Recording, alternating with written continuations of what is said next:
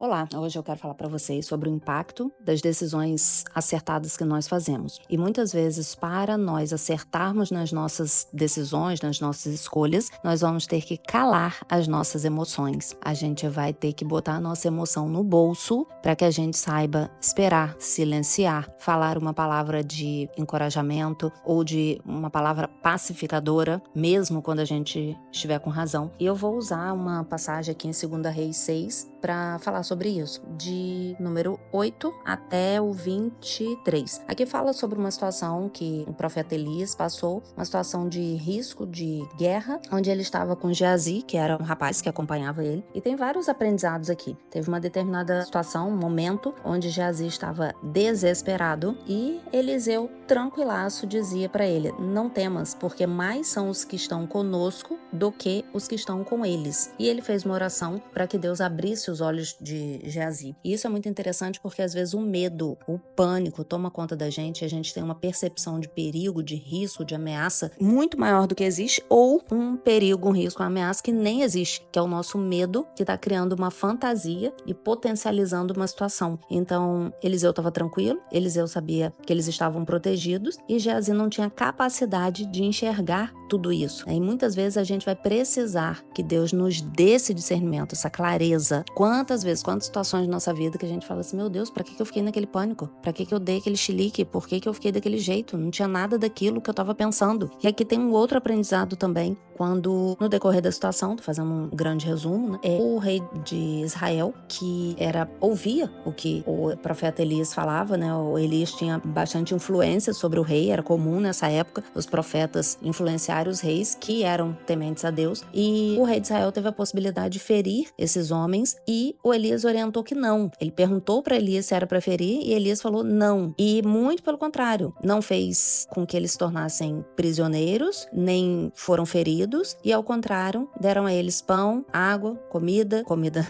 descanso. Então eles encontraram trégua ali. E aí finaliza aqui no versículo 23 falando que não houve mais investidas na terra de Israel. Tem uma outra versão que fala que houve paz a partir dessa decisão de Elias. Então isso é um aprendizado muito grande para nós mulheres. Quantas vezes a gente abre guerra em casa, no trabalho, com a família, simplesmente porque a gente dá vazão às nossas razões. Elias estava com a faca e o queijo na mão, estava com todas as possibilidades de acabar com aquelas pessoas que estavam perseguindo eles, mas ele decidiu calar as emoções dele e o ganho que ele teve com isso foi infinitamente maior. Então isso é uma coisa tão importante. Muitas vezes avaliar o que eu ganho falando isso, perguntando isso. Mulher, quanta pergunta a gente faz desnecessária? Vai perguntar pra quê? Tava onde? Por que não chegou antes? Por que não comprou? Por que não viu? Por que não sei o quê? Mas e se fosse isso, se fosse aquilo? Quanta pergunta que muitas vezes não tem resposta. Às vezes tem uma resposta que você não sabe se é verdade, se não é.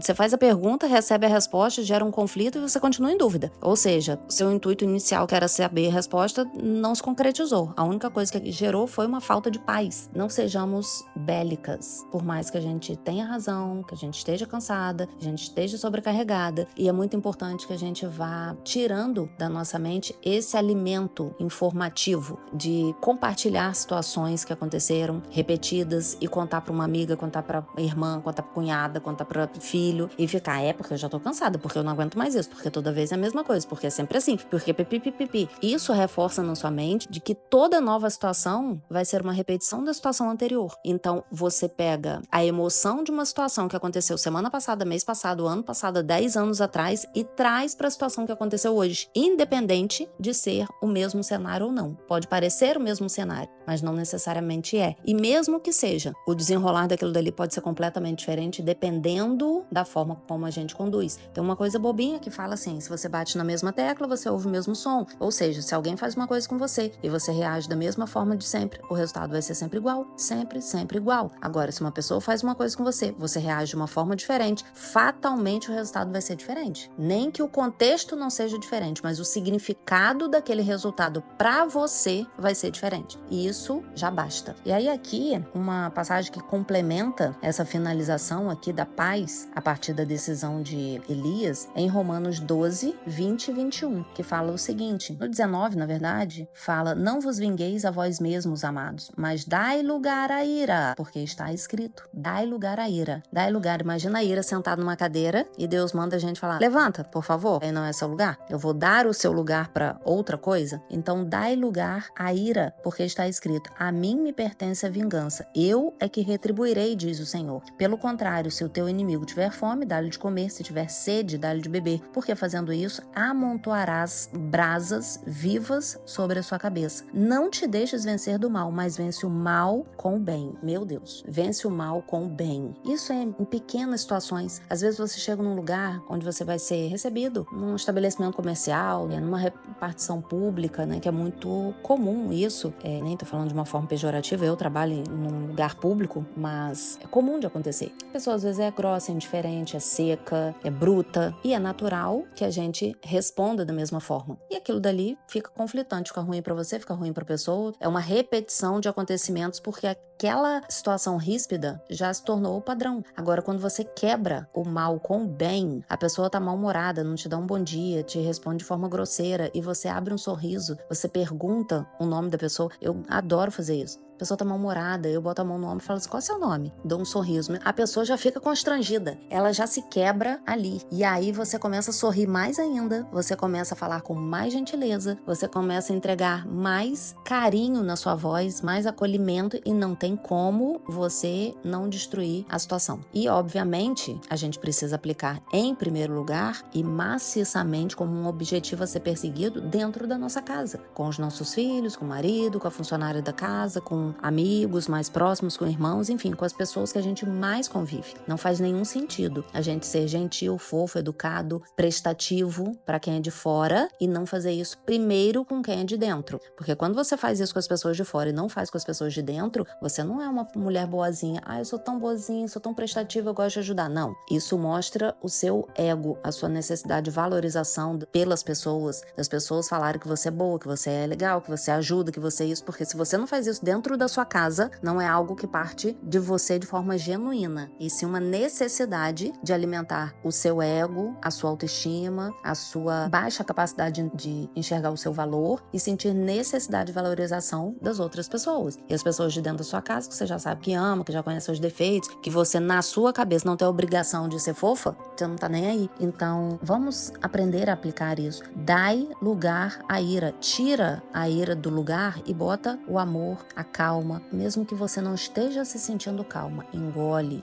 aquilo. E não é engolir sapo, não é levar desaforo para casa, é aquele sapo, aquele desaforo sumir igual a fumaça. Quando você entende que você quer obedecer uma orientação de Deus e Deus manda fazer assim, Ele não sugere, Ele manda fazer assim. E as coisas que a Bíblia manda a gente fazer, ela diz que é para o nosso próprio bem. As escolhas que a gente faz a partir das orientações bíblicas se voltam para nós como benefícios, como bons frutos que a gente vai colher. Então, é muito importante que a gente controle as nossas emoções com o que a gente alimenta a nossa mente. Porque não adianta você controlar sem alimentar o que está dentro de você, porque a boca fala do que o coração está cheio. A gente transborda o que está dentro de nós. Se for algo superficial, em algum momento vai explodir. Então, comece a alimentar o seu coração, as suas emoções, com o que Deus nos manda fazer, porque Deus não manda a gente fazer nada que nós não sejamos capazes de fazer. Se a Bíblia diz, se está escrito, é porque Deus nos habilitou a fazer aquilo dali. Então, esse é meu recado de hoje. Isso vai ter uma repercussão tremenda nos seus relacionamentos, na forma como você se sente e, consequentemente, na forma como você se alimenta. Muitas vezes você se pune, você tem raiva, você tá furiosa e você come como uma forma de punição, você come ferozmente, você engole aquilo dali como se aquilo fosse movimentar a sua ira dentro de você. E à medida que você começa a ter paz, tranquilidade, serenidade, você começa a ter discernimento e clareza para suas escolhas e, obviamente, isso vai impactar nas escolhas alimentares que você faz, tá bem? Era isso. Um beijo.